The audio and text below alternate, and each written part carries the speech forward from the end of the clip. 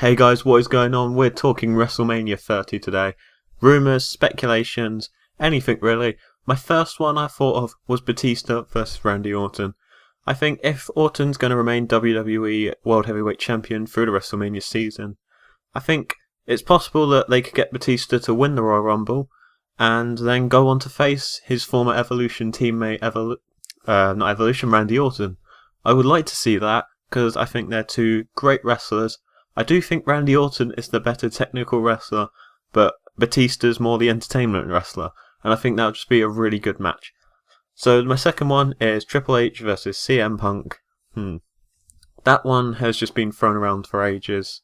I think even about a year since Triple H took up the role as COO.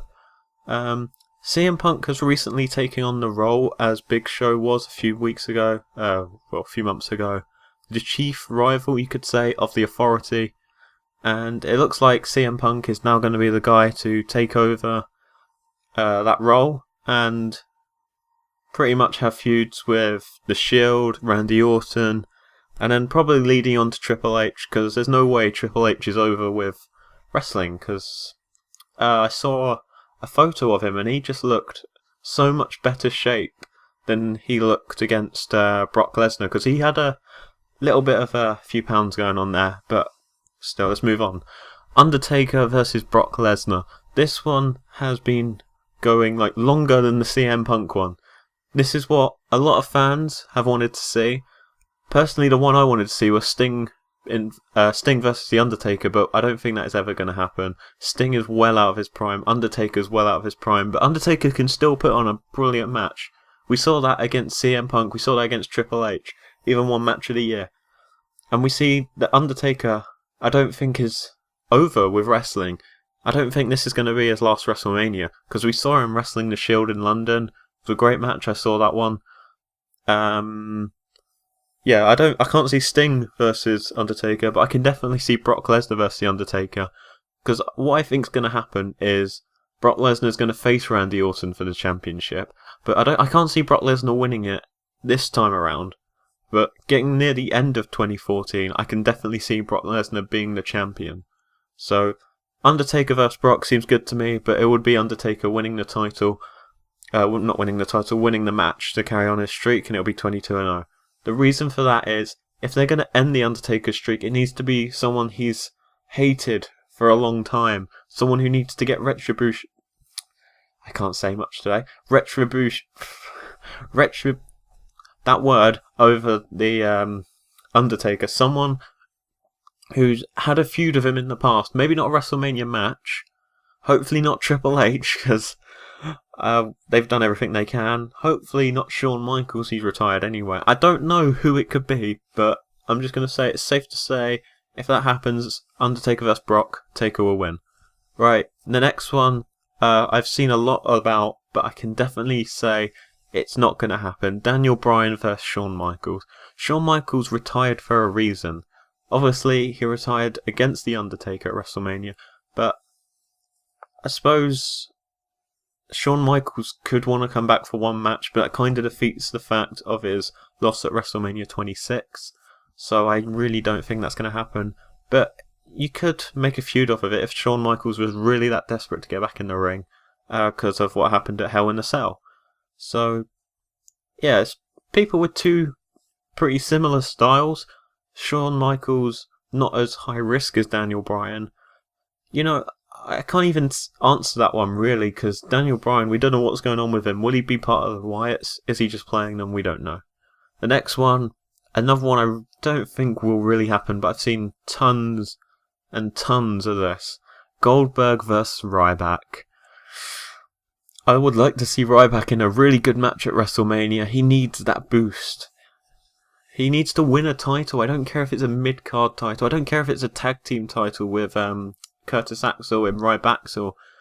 He needs to get some kind of boost, and hopefully before WrestleMania it happens. Maybe.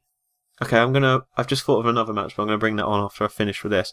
Goldberg, I can't see him coming back, and that ring rust he's gonna have, because that match against Brock Lesnar, that was awful, and it's because he wasn't constantly wrestling. And I think that does really contribute to how you do at the pay-per-views. So yeah, that's definitely not going to happen. I don't think there's any chance in hell Goldberg is going to return to the WWE or any kind of wrestling. Sorry, Goldberg fans. I'm a Goldberg fan too, but no, it's not going to happen. Finally, one that I think is almost definite. Cody Rhodes versus Goldust. Two of the best in WWE at the moment. Goldust is, I believe, in his mid, probably late 40s, and he looks better than ever. Cody Rhodes, he's got so much potential, it's unbelievable. And they're brothers, that's probably why. They have an amazing dad who was an amazing wrestler for a big guy, and you have these two unbelievably good wrestlers and entertainers at the most. They are brilliant, and I would just love to see Cody Rhodes vs Goldust. It can only happen on WrestleMania because it's such a big match, and I think this is going to happen. Well, I hope this is going to happen. I can see it happening. That's why they've got the titles at the moment, the tag team titles, and it'll just be so amazing for it to happen. Okay, moving on to another match. Another one I thought of was Ryback and Curtis Axel versus Cody Rhodes and Goldust. I think you got Ryback and Curtis Axel who really need to get something. That Intercontinental reign for Curtis Axel was really awful. He hardly defended the title, and when he did, it was in like 4-minute matches.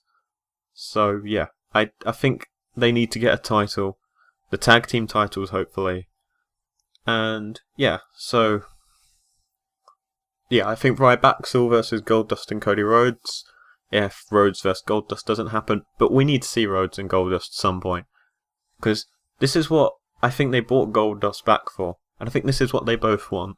Both great wrestlers. Okay, I'm going off topic here because I've just done Rhodes and Goldust.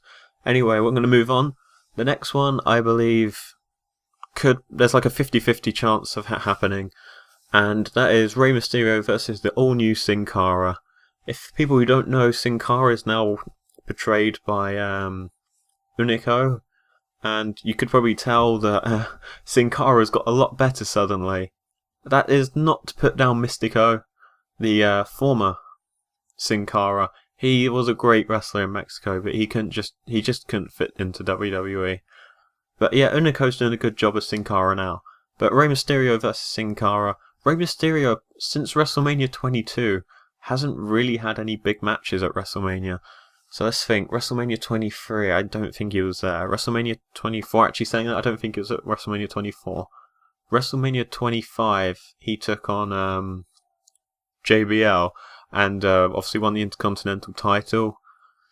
WrestleMania 26, I believe that was against CM Punk. Then WrestleMania 27 was that match against Cody Rhodes, and then 28 and 29, I believe he didn't have a match, and no he didn't. So, I can't see Rey Mysterio being much of a WrestleMania guy now.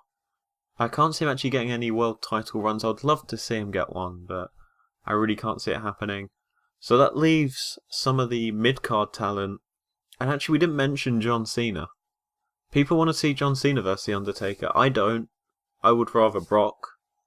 But I don't know who I want to face The Undertaker. I don't know who I'd want to defeat the Streak.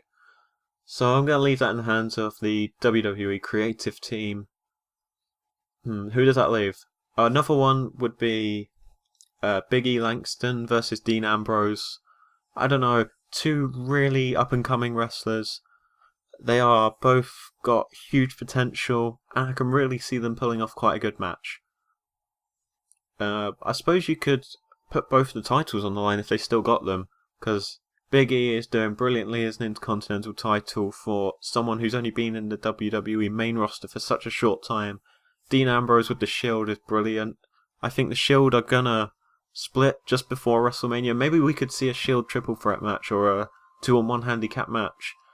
I think Roman Reigns is gonna be the big star, but I'm not taking away from Ambrose and Rollins, because I always put my money on Ambrose being huge. He will be huge. He's a great wrestler, but he's a good heel. I can't see him, after the Shield gimmick, being a good face. Whereas Roman Reigns, I could see him easily turning on the Shield and being a really good face. And potentially, I was talking to my friend about this, he could be the next Edge. Yeah, he's not as... what's the word? He's not as all-around as Edge, but he just reminds me of Edge, especially with the spear, and he has a similar kind of upcoming into the WWE as Edge, being in a stable, and I believe it's going to be the year of Roman Reigns 2014. I've kind of gone a lot off track. So WrestleMania 29. I just said WrestleMania 29. WrestleMania 30. I don't know. What are we going to see? It's unpredictable this year. Anyway, have a good evening, everyone. I will see you all next time.